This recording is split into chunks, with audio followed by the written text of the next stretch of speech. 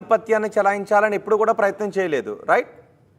ఆహా! లేదు. అంటే ఒక టైంలో ఈ ఇష్యూ ఏదైతే చేయి దాటిపోతుందో అప్పుడు ఆమె కావాలనుకున్నారు.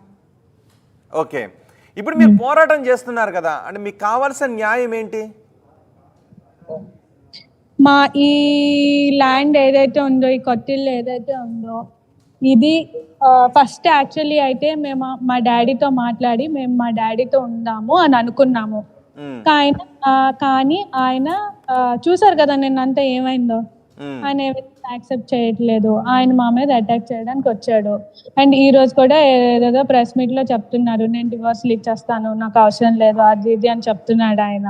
హ్మ్. సో నిన్న అంత అటాక్ ఇచ్చిన ఆయన మాకు సెక్యూర్‌గా ఉంటారు. మమ్మల్ని అంత లవ్ అండ్ కేర్ ఎఫెక్షన్‌తో ఆయన చూస్తాడన్న నమ్మకం మాకైతే లేదు. హ్మ్. ఈ ల్యాండ్ ఈ కొత్తిల్లు ఏదైతే ఉందో ల్యాండ్ మా మమ్మీ పలాసలో కొన్న ల్యాండ్ అమ్మేసి ఆ డబ్బులతో కొన్న ల్యాండ్ ఇది.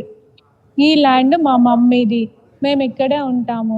ఈ ఈ ఇల్లు ఆయన ఎలాగో డివోర్స్ ఇచ్చేస్తానంటున్నారు కదా! ఈ ఇల్లు మేముంటున్న ఇల్లు మాకు రాసి నా పేరు మీద మా చెల్లి మీద రాసి ఇమ్మనండి.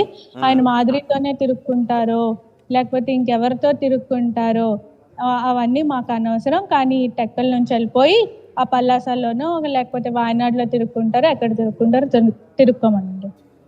సో ఈ ఇల్లు మీకు ఇచ్చేసి వాళ్ళు ఎక్కడికి వెళ్ళినా పర్వాలేదు.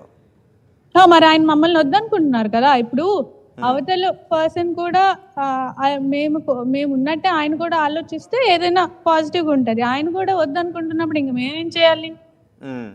ఏమని పిలిచేవారు